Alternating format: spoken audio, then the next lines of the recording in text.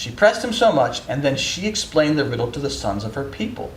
So the men of the city said to him on the seventh day, before the sun went down, "What is sweeter than honey? What is stronger than a lion?" And he said to them, "If you had not plowed with my heifer, you would have not solved my riddle," which he is correct.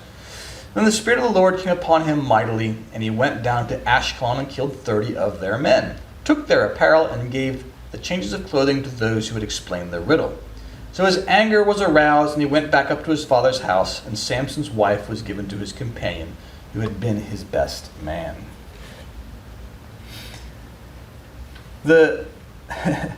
This whole story wraps up with this exchange of garments, and I guess what you can take from it is, the garments are what the writings say. It's a representation of the truths and the teachings that we have in our external life. And so the Philistines really can't have the Israelitish garments, right? They don't have that way of living in their life. So the Philistines have to end up having their own stuff because they're not actually changing. They're not actually changing who they are, what they believe. So to keep the representation intact, they have to have their own stuff.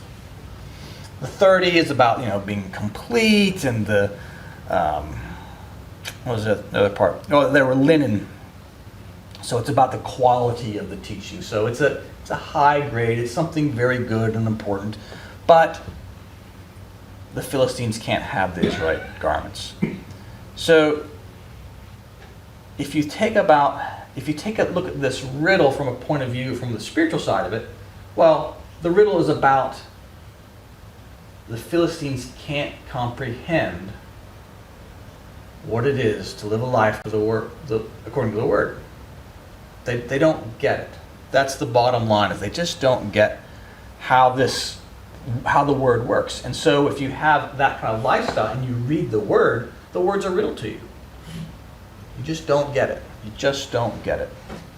So Philistines have to be defeated by Samson, but the problem is Samson gives the Philistines permission to defeat him.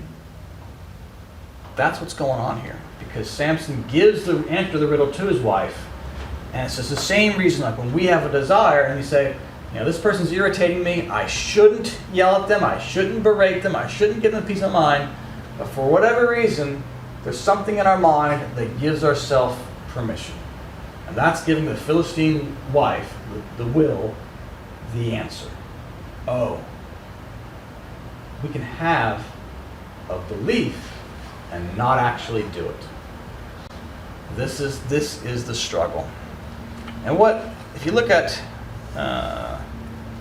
Secrets of Heaven, what it talks about here is that there are spirits that work on us in this way, that you have spirits who are trying to warp your desires, and you have spirits that are trying to warp your thinking. And 5977 talks about genii. Look at the second paragraph there. Those called genii instill evils. They act on a person's affections and cravings, scenting in an instant what is the object of the person's desire. If a desire good, they bend it with very great skill to what is evil, and they experience the delight of their life when they can make a person perceive good as evil and evil as good. They have been allowed to act on my own desires so that I might know what such genii are like and how they operate, and I must confess that the Lord has employed angels to protect me.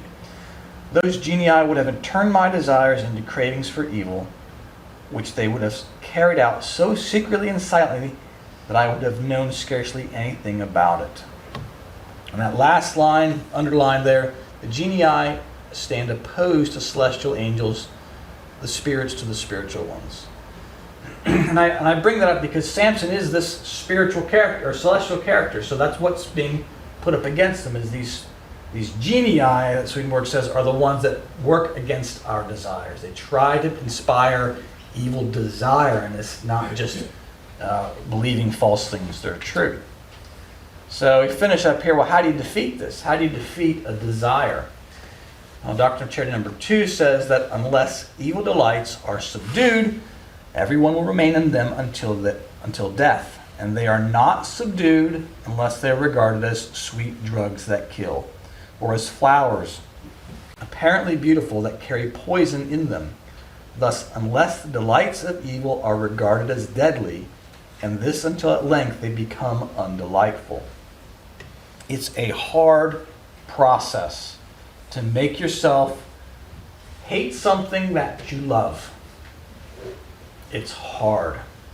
And even when you've got the superhero Samson in there to fight this battle, even he can be undone when we can't comprehend that delight of living according to what's right. This is a big deal. It's hard, and this is where people fail. You'll find plenty of country songs that talk about how I was undone by the things that I love. We know this to be true. We know this to be true, but the key here is to heed the warnings of this story. Heed the warning of Samson that you've got to see those Philistines as sweet drugs that kill. Amen.